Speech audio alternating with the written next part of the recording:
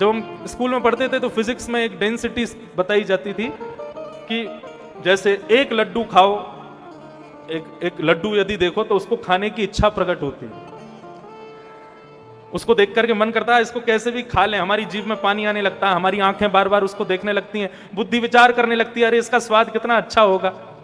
लेकिन जैसे ही आप उस लड्डू को पाते हो, खाते हो, तो जिस जिस वस्तु आपके दिमाग ने जो सोचा, आंखों ने जो सोचा, जीव ने जो सोचा, मन ने जो विचार किया, वो वस्तु वो लोग लेने लगते हैं उस लड्डू में से।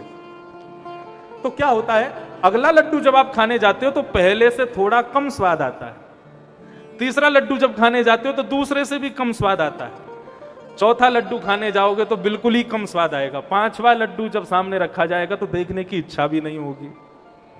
क्यों? आपका जो अंग प्रत्यंग है वो धीरे धीरे धीरे धीरे ऊब जाता है उस वस्तु से। संसार की हर वस्तु ऐसी है, उसकी एक लिमिटेशन होती है। रात में लेट जाते हैं बिस्तर पे, इंस्टाग्राम चल रहा है, फेसबुक चल रहा है, व्हाट्सएप चल रहा है, रील्स देखते जा रहे हैं, क्या चल रहा है दुनिया में सब देखते जाते हो। इधर करवट बदल के देखेंगे, उधर करवट बदल के देखेंगे, उल्टे होके देखेंगे, सीधे होके देखेंगे। कई लोग तो ऐसे करते करते फिर सो जाते हैं, सिर पे मुंह पे फोन गिर पड़ता है उनके। क्यों? हम सब जगह सुख खोज रहे हैं, लेकिन ये संसार की जितनी भी वस्तु है ना, इनकी एक लिमिट होती है, ये उससे ज्यादा सुख आपको नहीं दे सकते।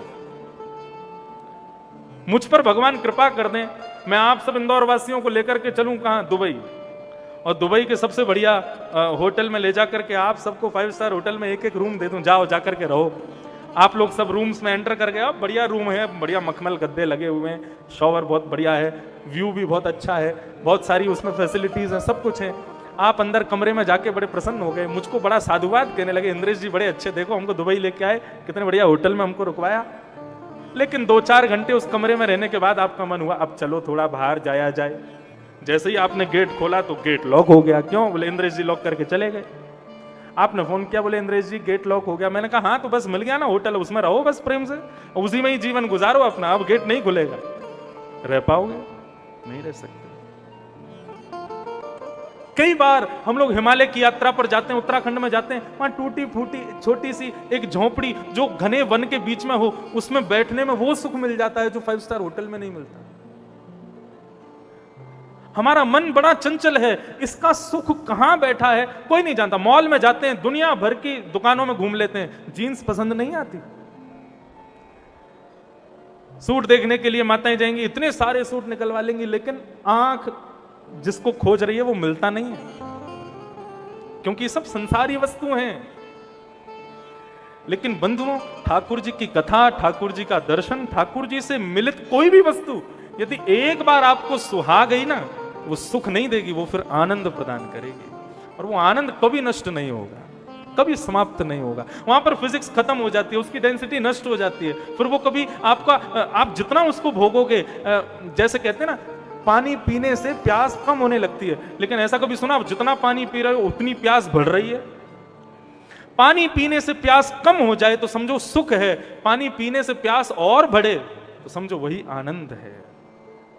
ठाकुर जी की कथा वही पानी है जिसको पीने से प्यास बुझती नहीं और ज्यादा लगती है और मन करता है। ये ठाकुर जी का तीसरा स्वरूप है, आनंद। कहीं भी देख लो इनको,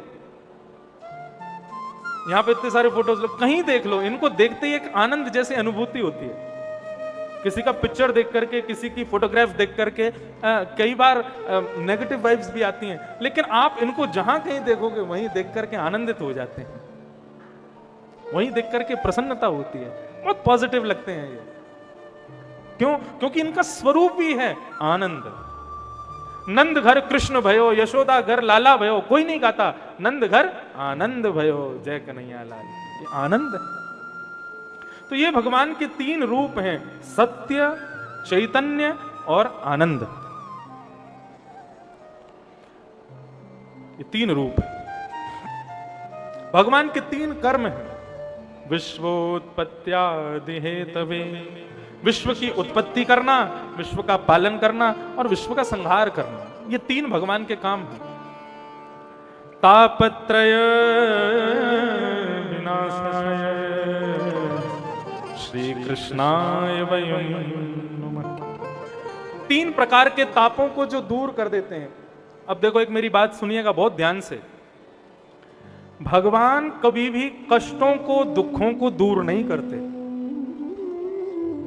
आप यदि ऐसा विचार करो कि भगवान की शरण में जाने से, भगवान के सन्मुख बैठने से हमारे जीवन में फिर कभी कोई आपत्ति नहीं आएगी, विपत्ति नहीं आएगी, कष्ट नहीं आएंगे, दुख नहीं आएंगे, ऐसा कभी नहीं हो सकता। दुख तो आपको भोगना ही पड़ेगा, कष्ट तो जीवन में आएगा ही आएगा। बस इतना होगा, ठाकुर जी की सन्निधि में बैठने से उस दुख से जूझना कैसे है वो आपको पता चल जाएगा, उस दुख से लड़ना कैसे है, उस संकट से डट के सामना करना कैसे है, वो आपको प्राप्त हो जाएगा। मतलब ट्यूशन टीचर पढ़ाएगा तो उससे आप क्लास में फर्स्ट आ जाओगे ऐसा जरूरी नहीं है, लेकिन हाँ, ट्यूशन टीचर के पढ़ाने से क्लास में फर्स्ट आया कैसे जाए ये जरूर पता चल जाएगा। ठीक वैसे ही भगवान हैं, उनकी शरण में जाने से आपके कष्ट दूर हो जाएंगे। दूर नहीं होंगे, कष्ट तो आएंगे, लेकिन उन कष्टों से लड़ा कैसे जाए, उनका सामना किया कैसे जाए, ये पता चल जाएगा। और पता ना भी चले तो आप अपने आप ही ऐसा कुछ कर बैठोगे कि वो अपने आप दुख समाप्त हो जाएगा। ठाकुर जी ऐसी कृपा करते हैं। खेल यहीं तो बिगड़ता है, हमारे सामने दुख आ जाता है और हम सोच विचार में पड़ जाते हैं अब हमको क्या करना चाहिए। कई लोग सोचते रहते हैं, कई उस दुख से भाग जाते हैं, लेकिन हमको करना क्या है, डट के सामना करना है, लड़ना है, उससे आगे निकलना है। वो कैसे प्राप्त होगा? ठाकुर जी की सन्निधि से प्राप्त हो जाएगा। मीराबाई के जीवन में कम कष्ट नहीं थे, लेकिन मीराबाई अपने समस्त कष्टों को ऐसे पार करती चली गई जैसे कोई गाय के खुर का गड्ढा। क्यों? क्योंकि ठाकुर जी थे उसके साथ।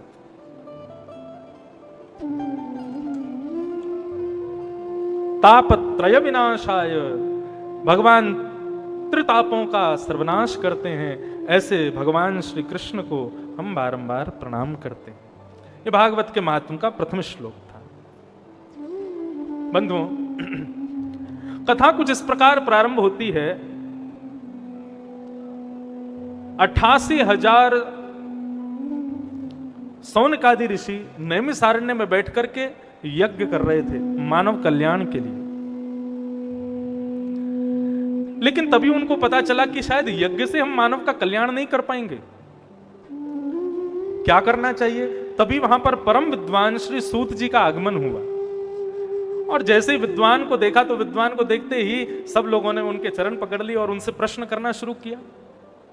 देखो, विद्वान के साथ में तर्क नहीं होना चाहिए, विद्वान के सन्मुख जिज्ञासा होनी चाहिए। कई लोग हमसे कथा सुनते हैं, हम कथा करके जैसे नीचे उतरेंगे तो वो हमारी परीक्षा लेते हैं, हम देखें तो सही इनको कितनी नॉलेज है। फिर आके वो पूछेंगे, अच्छा सुदामा जी के मम्मी पापा का नाम क्या था, राम जी की दादी का नाम क्या था। ये प्रश्न नहीं है, ये तर्क है, ये डिबेट है आपकी, ये कुतर्की है। और कुतर्की व्यक्ति ना, याद रखिएगा, कभी ज्ञान अर्जित नहीं कर पाएगा।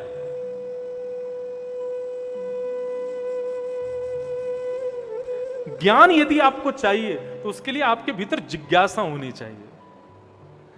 जैसे कहते हैं ना कि शेरनी का दूध सोने के पात्र में टिकता है, वैसे ही ज्ञान जो है ना, ये जिज्ञासा के पात्र में टिकता है। जब तक जिज्ञासा मन में नहीं होगी तब तक नहीं टिकेगा। हाँ, कभी कभी संदेह होता है हमको। पहले हमने एक प्रश्न एक महाराज जी से किया, उन्होंने ऐसा बताया, क्या ऐसा ठीक है? ऐसा भी किया जा सकता है, लेकिन जो तर्क है ना, ये तर्क ये अच्छा नहीं है। जिज्ञासा अच्छी है, विद्वानों के प्रति जिज्ञासा रखो। अच्छा, एक बात और मैं कह दूं, अब तक अभी जितने लोगों ने पांव छू लिए, अब हमारे पांव मत छूना। हम पांव छुपाते नहीं है अपने कभी, लेकिन कई जगह क्या होता है कि लोग नहीं मानते, उनको ऐसा लग जाता है महाराज जी अपने एटीट्यूड में रहते हैं, पांव नहीं छूने देते। ऐसी बात नहीं है।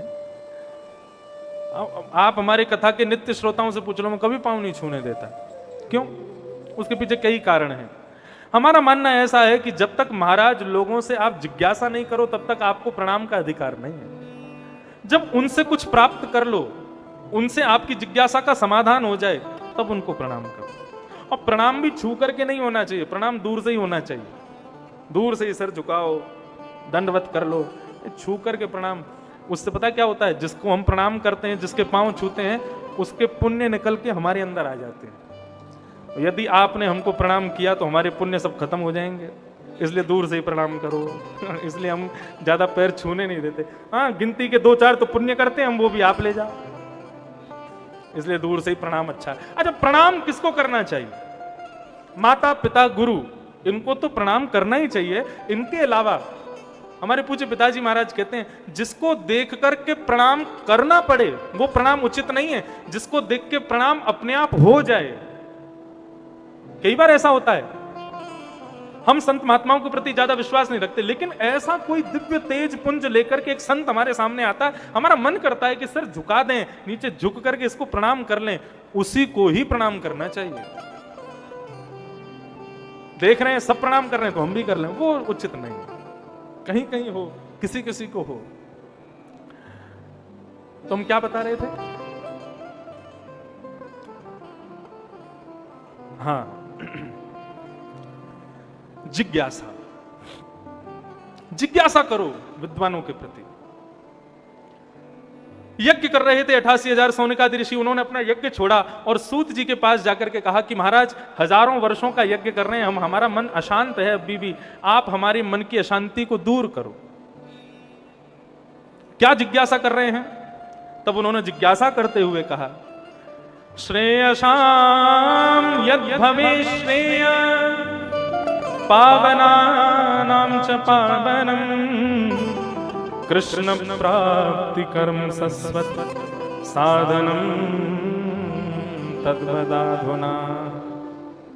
क्या जिज्ञासा है? बोले प्रभु, श्री कृष्ण की प्राप्ति कैसे हो, हमें यह बताओ।